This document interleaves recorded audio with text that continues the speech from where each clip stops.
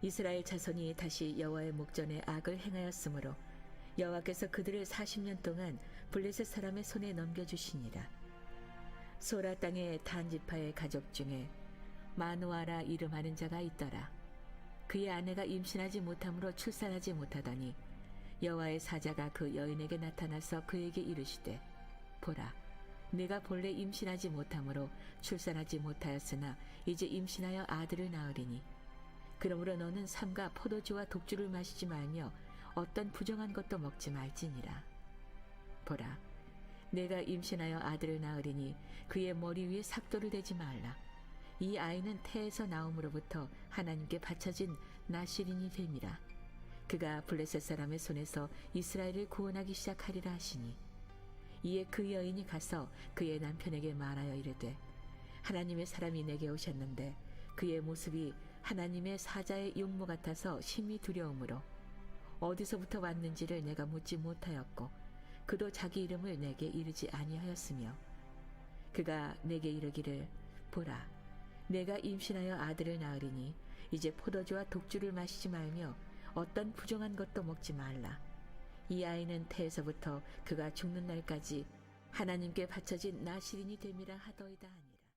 우리가 이제 살펴볼 말씀의 내용은 마지막 사사로 알려진 삼손의 삶에 대해서 우리가 살펴보겠습니다. 오늘 1절부터 7절까지는 이제 삼손의 출생에 관한 그 내용이 진행이 되어지고 있어요. 그래서 삼손의 이름의 뜻은 태양이다 이런 뜻입니다. 태양 같은 존재, 뭐 태양과 같다 이렇게 알려지고 있고요. 이제 사사기에 12명의 사사 중에 마지막 사사로 알려져 있고, 너무나 잘 아시는 것처럼 이제 힘이 아주 센 그런 하나님의 능력이 삼손의 힘의 근원으로 그렇게 알려진 그런 사람이죠. 그리고 나실인으로 오늘 우리가 성경 읽었지만 하나님이 택하신 나실인이 되어서 머리를 자르지 않는 그런 계명을 지키는 그런 존재로 설명이 되어져 있습니다. 뭐 영화로도 제가 어릴 적에 여기 위에 무슨 교회죠? 쭉 올라가면 있는 그 장로교회 하나 있죠. 무슨 교회? 그 성일교회 밑에 있는 교회가 무슨 교회인지 모르겠어요. 예?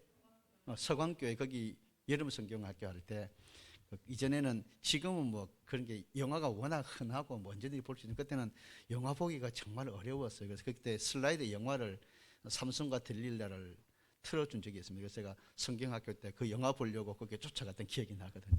그러니까 아주 뭐 제가 뭐 초등학교 1학년 2학년 때였으니까 얼마나 그 오래된 그 이야기가 주일학교에서 뭐 주일학교를 거친 사람도 삼손 드리려면 모르는 사람이 없을 정도로, 뭐 교회 다니는 사람이라고 하면은 삼손에 대한 이야기는 누구나도 익숙한 그런 이야기입니다. 근데 우리가 이 사사기의 내용을 쭉 읽으면서 이 이제 13장에 와서 다시 사사기의 그 7가지 주기를 보게 되는데, 약간 좀 이 그 기드온 때부터 시작해서 이 7가지 주기가 약간 조금씩 이렇게 변경이 되는 것을 볼 수가 있습니다. 그러니까 이스라엘 백성이 범죄하고 하나님의 심판이 일어나고, 그리고 고통 가운데 다시 회개하고 기도하면 하나님이 사사를 세우시고 그 땅을 평안하게 하고, 그러면 다시 이스라엘 백성이 또 범죄하고, 그런 주기가 쭉 반복되는데, 지금 여기서도 지금 1절에 보시면은 이스라엘 자손의 모습이 성경에 소개가 되고 있죠. 어떻게 지금 설명이 되고 있습니까? 보시면은 13장 1절에 다시 여호와의 목전에 악을 행했다. 처음 하는 일이 아니라는 거죠. 이스라엘 백성의 처음 모습은 아닌 거예요. 그러니까 계속적으로 주기적인 반복이 지금 일어나고 있었다 하는 것을 암시해 줍니다. 그래서 악을 행해서 하나님께서 어떻게 하셨습니까? 그 이방 나라에 넘기시고 심판하시죠. 블레셋을 일으키셨습니다. 그죠? 그래서 몇 년 동안요? 40년간 압제 가운데 있게 이제 만들었습니다. 자, 근데 여기서 딱 중단된 게 있습니다. 뭐가 필요하죠? 여기서 이제 이스라엘 백성이 그 고통 가운데 부르짖어야 되는데, 여기 지금 기도가 빠져 있습니다. 그죠? 이스라엘 백성이 부르짖음이 중단되어 있다 하는 것을 우리가 지금 말씀을 보면서 느낄 수가 있습니다. 그런데 하나님은 부르짖음이 없는 이스라엘 백성 삶의 고통을 아셔서 하나님의 구원 계획을 계속 진행시키십니다. 그런데 갑자기 장성한 사사를 세워서 이스라엘 백성을 건져내는 게 아니고 삼손의 출생을 지금 여기서 예고합니다. 그러니까 이 마지막 이 삼손의 과정 속에서 하나님의 구원의 역사가 점차적으로 이루어져가는 그런 흐름을 지금 여기서 설명을 해 주시고 있습니다. 우리가 이스라엘 백성의 가장 심각한 그 죄성은 여기서 감추어졌지만 무엇을 설명하고 있는 겁니까? 고통 가운데 있으면서도 불구하고 부르짖지 않고 있다 하는 겁니다. 우리의 신앙의 가장 연약함의 문제가 무엇입니까? 기도해야 되는데 기도하지 못하는 삶을 사는 것. 이것처럼 하나님이 보실 때 답답한 일이 없다고 하는 거죠.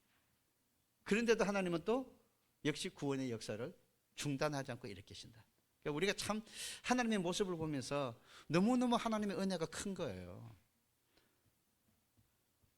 지금까지 어떤 주기는 기도하면은 하나님이 그 부르짖음을 들으시고 응답하시는 역사로 왔는데 그들이 기도할 수 없는, 기도를 잊어버리는 절망의 영적인 넘어짐이 있었음에도 불구하고 하나님은 이스라엘을 구원하려고 하시는 일들을 중단하지 않으신다는 거죠. 우리가 때로는 하나님 앞에 기도하지 못하고 기도할 힘을 잃어버리고 우리의 신앙이 어두워지고 약해지는, 흔들리는 그런 상황이 있어도 하나님이 우리를 버리시고 내팽개쳐 버리는 게 아니고 하나님이 여전히 우리를 구원하시고자 하시는 그 하나님의 변함없는 사랑과 인도하심 속에 우리를 두신다는 거죠. 우리를 지켜주신다는 거죠.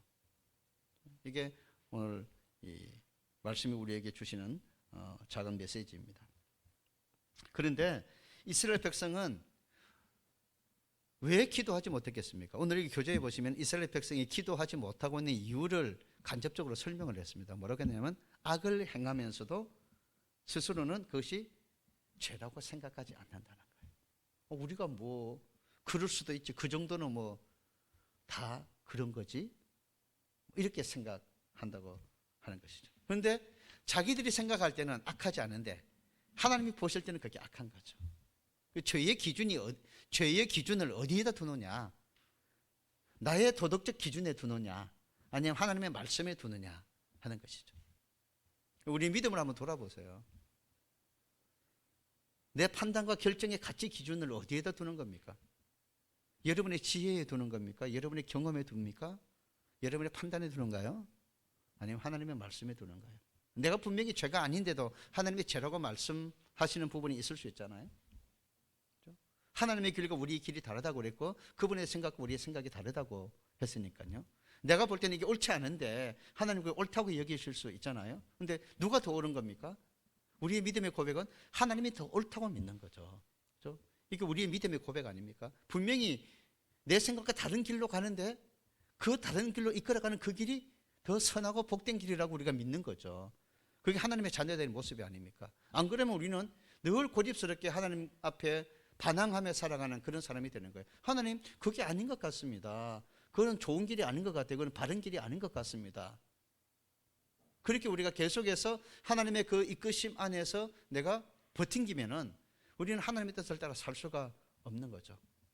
모든 것에, 모든 지혜에 충만한, 빌립보서 4장 6절에 있는 말씀처럼 모든 지각에 뛰어난 하나님의 평강이 그리스도 예수 안에서 우리의 마음과 생각을 지키신다고 그렇게 말씀하셨잖아요. 모든 지각에 뛰어난 하나님, 우리의 생각보다 훨씬 뛰어나고 완전하시고 오르신 선이신 그 하나님의 지혜와 지식을, 그 전능을 우리가 믿는 거죠. 이거 따라가는 거죠. 그게 믿음이잖아요. 그렇죠? 이스라엘 백성은 하나님의 보시기에 악한 것이라고 하는 그 기준점을 자꾸 흐릿하게 지금 가지고 가고 있습니다. 그래서 아니 뭐 우리가 뭐 우리 조상들도 늘 그렇게 살아왔는데 우리라고 특별하게 뭐 큰 죄를 지었나요? 그렇게 별로 대수롭지 않게 하는 거, 자기들의 불순종을 대수롭지 않게 여기는 거죠. 그러다 보니까 하나님 앞에 회개하는 기도의 소리가 끊어져 버리는 그런 결과를 만들어주고 있습니다. 죄의 위험성이 무엇입니까? 자기 생각을 옳게 여기는 거예요. 사사기의 큰 주제 틀이 하나가 있습니다. 자기 옳은 대로 행동하는 겁니다. 자기 옳은 대로. 자기 생각에 옳은 대로 행동하는 겁니다. 하나님의 생각에 옳은 대로 행동하는 것이 아니고 자기 생각에 옳은 대로 행동하는 겁니다. 이게 가장 위험한 죄의 모습이죠. 골로새서 3장 5절에 보시면, 여러분 골로새서 3장 5절 읽어보십시오. 골로새서 3장 5절.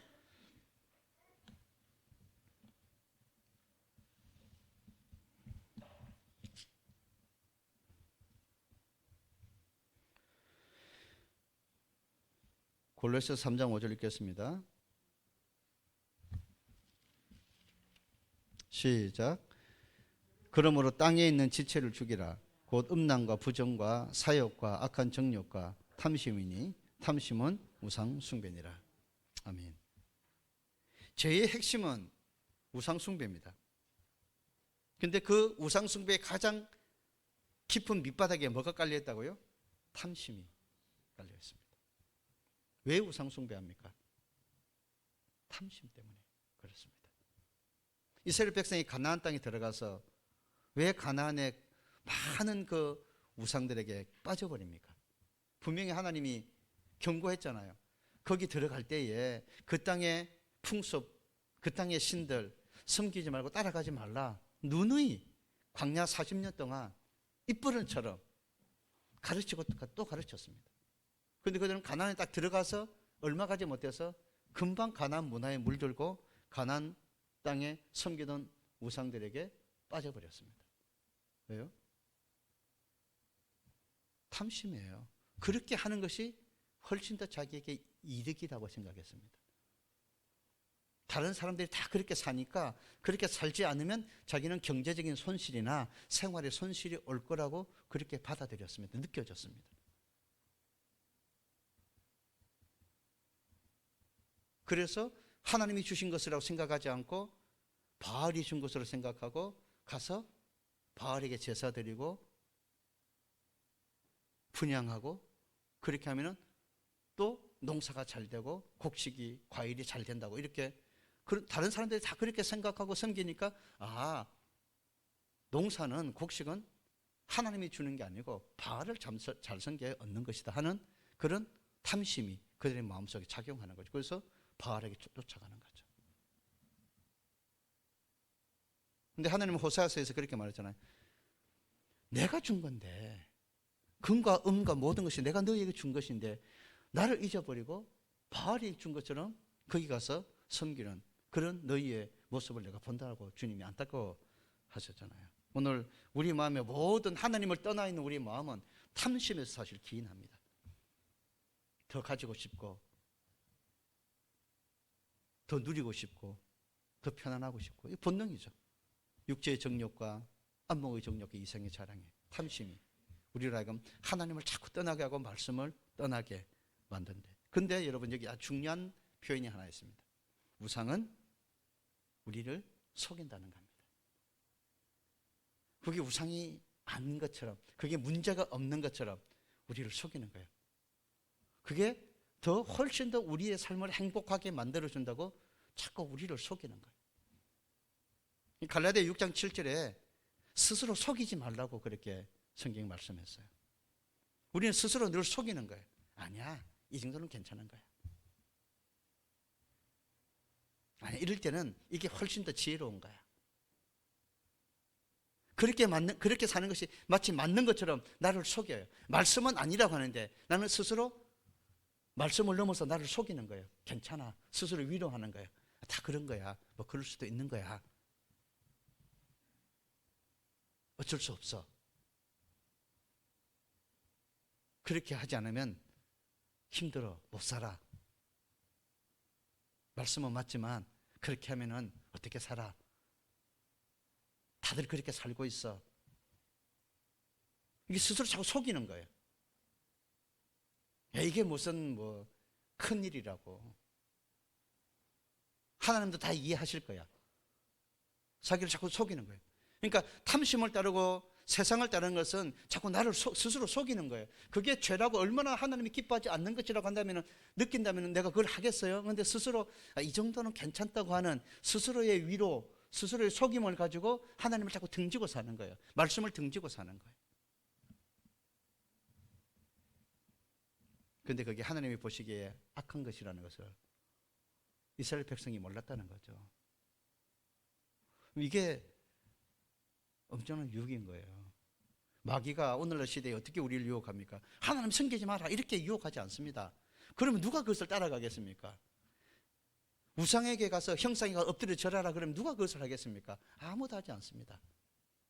우리를 속여서 우상 숭배가 아닌 것처럼, 하나님이 다 이해하실 것처럼, 그 정도는 다 괜찮은 것처럼 그렇게 우리를 속이는 거죠.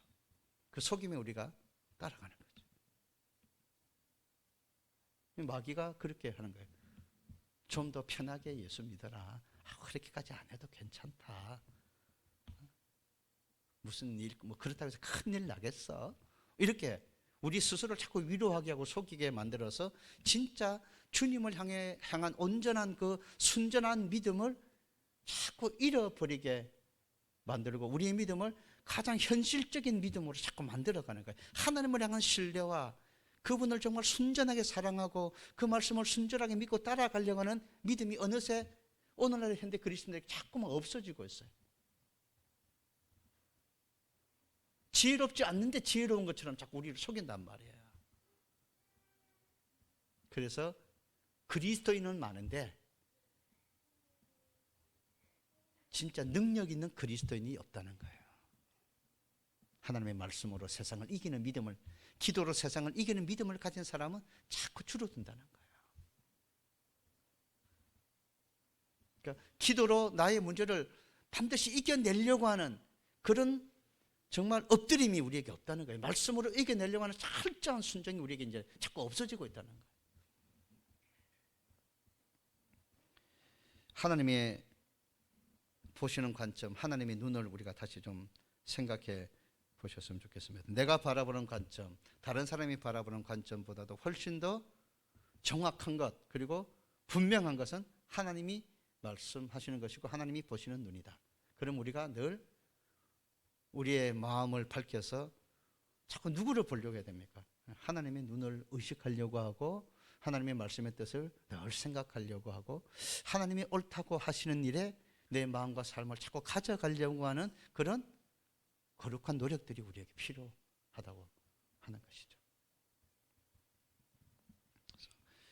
그래서 하나님은 이 이스라엘 백성들에게 그들의 불의함에도 불구하고 하나님은 그들을 사랑하셔서 하나님의 구원의 역사를 펼쳐가시는데, 오늘 3절에 보시면 어떻게 역사하시죠?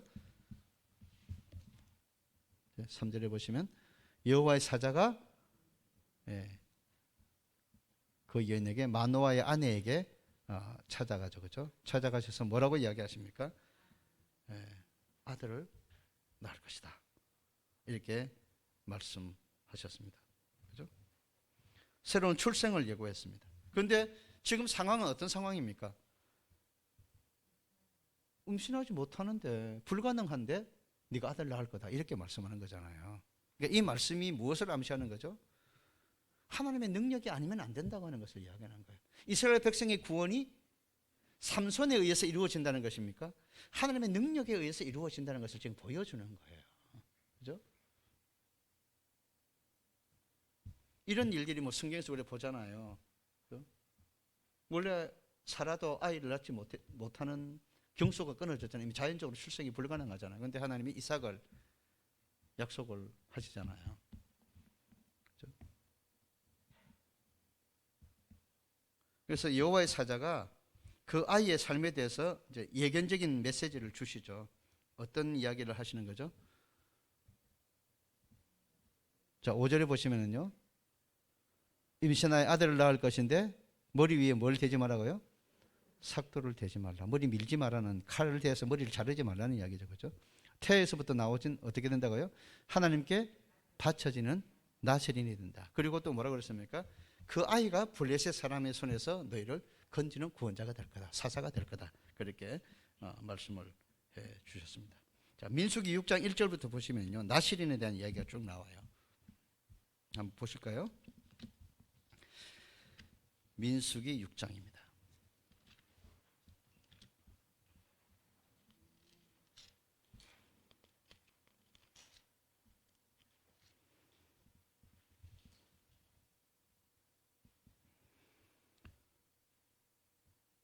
자, 3절에 보시면은 제일 먼저 어떻게 해야 된다고 그랬습니까? 포도주와 독주를 멀리하라 그랬잖아요. 그죠? 어느 정도로 좀 구체적으로 표현했습니까? 그죠? 포도주로 된 초나 독주로 된 초도 먹지 말라. 건포도나 생포도도 먹지 말고 포도즙도 먹지 말라. 이렇게 엄격하게 그 기준을 지금 세우셨습니다. 여기도 포도주와 독주를 사사기 13장에도 먹지 말라 그렇게 말씀을 하셨죠. 그죠? 그 다음에 어떻게 했습니까? 5절에 보시면, 6장 5절에 보시면은 삭도를 머리에 대지 말라 그렇게 말씀하셨습니다. 자, 그리고 6절에 보시면, 민수기 6장 6절에 보시면은 몸을 구별해야 되는 시체를 가까이 하지 말라. 부모 형제의 사후의 시체라도 가까이 하지 말라 그랬습니다. 근데 여기 이제 특징이 있습니다. 뭐냐면은 이 나시는 성원이 영원한 성원은 아니라고 그러는 거예요. 어떤 자기가 내가 이렇게 경건하게 거룩하게 하나님 앞에 나를 드리는 시간을 가져야 되겠다고 약속하는, 서원하는 기간이 있다는 거예요. 내가 나시린처럼 온전히 하나님 앞에 내 삶을 헌신해서 살겠습니다는 그 일정한 기간, 그 기간 동안에 이제 포도주나 독주를 가까이 하지 말고 머리에 손을 대지 말고 부정한 것을 만지지 말라. 그렇게 명령을 했으니까 민수기 6장의 서원과 이 나시린의 규례와 지금 사사기 13장의 나시린의 규례의 차이가 하나 있습니다. 삼손은 태에서부터 죽는 날까지 영원히 나시린으로 명령을 받습니다. 근데 지금 원래 민수기 6장에서 나오는 것은 어떤 일정한 기간 동안의 서원의 약속을 지키는 그런 모습을 볼 수가 있죠. 여러분 다시 사사기 13장 7절로 가시면요, 한번 보십시오. 사사기 13장 7절입니다. 시작. 그가 내게 이르기를 보라 네가 임신하여 아들을 낳으리니 이제 포도주와 독주를 마시지 말며 어떤 부정한 것도 먹지 말라. 이 아이는 태에서부터 그가 죽는 날까지 하나님께 바쳐진 나시린이 됨이라 하더이다 하니라. 그러니까 약간의 이제 차이가 여기 드러나죠. 근데 여러분 이 말씀을 보면은 나시린이 포도주와 독주를 가까이 하지 말고 부정한 것을 가까이 하지 말고 머리를 자르지 말아야 되잖아요. 그런데 마노아의 아내가 아이를 갖게 될 때부터 마노아의 아내에게 주는 명령이 같이 나옵니다. 왜냐하면 마노아의 아내에게도 네가 아들을 낳기까지 포도주와 독주를 가까이 하지 말라 그렇게 말씀을 하시고 또 어떻게 했습니까? 어떤 부정한 것도 먹지 말라 그렇게 4절에 말씀을 하시죠. 그렇죠? 그 어머니의 경건성이 임신할 동안 지켜지도록 하는 그런 모습을 지금 여기서 볼 수가 있습니다. 그래서 우리가 디모데서 읽어보면 디모데의 신앙에 대해서 이야기할 때 외조모 또는 어머니 그 신앙에 대한 이야기를 하잖아요. 그렇죠? 외할머니 로이스와 어머니 윤희기로부터 받은 순수한 믿음에 관한 이야기를 디모데서 1장에서 하잖아요. 디모데를 평가할 때에 우리가 이 말씀을 보면서 하나님께서 삼손의 나시린의 삶을 명령하시면서 함께 그 태를 품고 있는 마노아의 아내에게도 나시린과 같은 그런 거룩한 삶의 기준을 가지고 복종해서 아이를 품고 지내기를 그렇게 원하고 있는 거죠. 우리가 하나님 앞에 이 모습을 보면서 우리의 신앙의 모습을 다시 한번 좀 되돌아보셨으면 좋겠어요. 그러니까 다른 어떤 사람의 어떤 나의 자녀에 대한 어떤 믿음에 대한 어떤 소원들을 가지시면서 저 아이가 잘 됐으면 좋겠다는 부모가 그렇지 않은 부모 아무도 없잖아요. 내가 그런 믿음을 가지고 살아가야 될 책임이 있다고 하는 것, 내 신앙에서부터 그런 모습을 보여야 된다고 하는 것을 우리는 자꾸 이제 잊어버리고 아이가 커가면은 이제 자꾸 뭐 지가 알아서 하겠지 이제 다 커는 이렇게 생각하지 마시고 내가 하나님 앞에 그 아이가 하나님 앞에 정말 영광스러운 삶을 살게 만들려면은 내가 늘 그 아이를 영적으로 품고 살아야 되는 거예요. 복종해서 품는 게 아니고 기도로 품고 믿음으로 품어가지고 그런 삶을 끊임없이 보여주는, 하나님께 소망을 주는 어머니, 기도에 소망을 주는 어머니, 말씀을 따라 사는 어머니, 그 모습을 늘 보여주는 거룩한 나시린적인 가치를, 그 일깨움을 가지고 내가 살아갈 책임이 있다고 하는 것을 우리가 이 마노아의 아내를 보면서 다시 느끼게 되는 거예요. 그렇게 복종에서부터 그렇게 경건한 삶을 살고 자녀를 출산해서도 삼손이 나중에 흔들리거든요.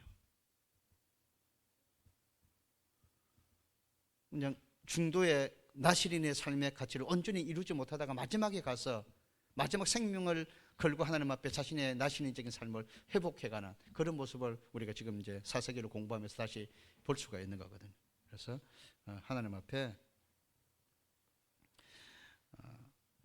우리의 삶의 어떤 특별한 역사가, 특별한 어떤 쓰임이나 특별한 하나님의 뜻이 이루어지기 전에 내가 반드시 가져야 될 것, 그래서 뭐죠? 하나님 앞에 거룩한 신앙의 모습을 잃어버리지 않는 것. 그게 하나님의 특별한 역사를 만드는 거지, 그냥 삼손이 그냥 삼손이 되는 게 아니잖아요. 특별한 하나님의 그 나신의 삶을 살면서 머리에 삭도를 대지 않고 포도주와 독주를 가까이 않고 부정한 것을 가까이 하지 않을 때 하나님의 능력이 거기에 늘 머물러 있는 거예요. 근데 그게 없으니까 분명히 충분히 하나님의 능력이 머물러 있어야 되는 삼손임에도 불구하고 하나님의 영이 떠나버리는 삼손이 되어버리는 거잖아요, 중간에. 그러니까 자기 자신의 믿음을 잘 지키는 것, 자신의 거룩한 삶으로 이어가는 것, 그것이 꼭 필요하고 중요하다 하는 것을 우리가 다시 볼 수가 있습니다. 그래서 오늘 이 말씀을 정리하면서 저는 꼭 우리가 세 가지를 다시 기억하셨으면 좋겠습니다. 이 하나님의 구원의 역사의 과정을 다시 우리가 보면서 우리는 더 한없이 겸손해야 된다는 겁니다. 내가 이스라엘 백성의 기도를 잃어버리고 하나님이 보시기에 죄라고 하는 관점을 잊어버리고 죄를 죄로 여기지 않고 살았을 때도 불구하고 하나님은 그들을 향한 구원의 계획을 계속 가지고 계신 거죠. 삼손의 출생을 예고하잖아요. 그러니까 우리가 똑같은 하나님의 역사가 있다는 거죠. 그런 하나님의 은혜가 있다는 거죠. 그래서 주님의 은혜를 생각할 때마다 늘 하나님 앞에 감사하면서 겸손하게 나의 죄를 나의 죄대로 갚지 아니하시고 늘 하나님은 우리를 긍휼과 사랑으로 늘 품으시려고 하고 그 긍휼과 사랑으로 참아주시고 우리가 그런 죄 가운데 있음에도 우리가 아직 죄인이었을 때에 하나님께서 독생자 예수를 보내셔서 십자가에 죽게 하심으로 하나님의 사랑을 우리에게 확증해 주셨다고 그랬잖아요. 하나님은 그런 분이시거든요. 우리가 잘해서 축복하는 게 아니고 사랑으로 날마다 우리를 축복하시려고 하시는 하나님이시거든요. 그러니까 늘 우리가 하나님의 사랑을 기억하면서 겸손해야 되겠다, 감사해야 되겠다 하는 그런 생각을 합니다.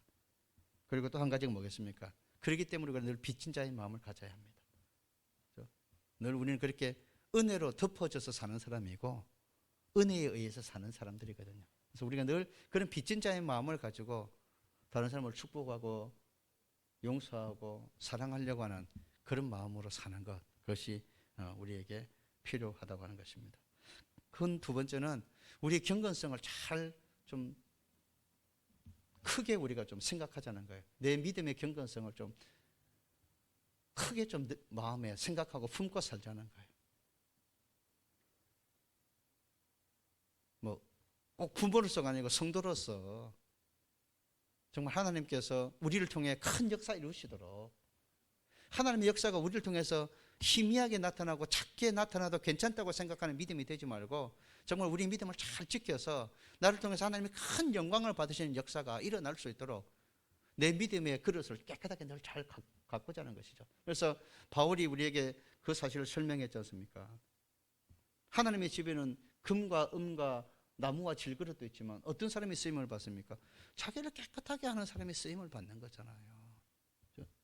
우리를 정결하게 잘 가꾸어서 하나님이 나를 통해서 큰 역사를 이루시도록 우리 자신을 들여가는 그런 믿음을 우리가 나타내기 위해서 늘 우리 자신의 믿음을 잘 더 주의 나를 더 정결케 하시옵소서. 더 깨끗한 그릇으로 하나님 앞에 쓰여지는 우리들이 되게 하여 주시옵소서. 그렇게 기도하는 귀한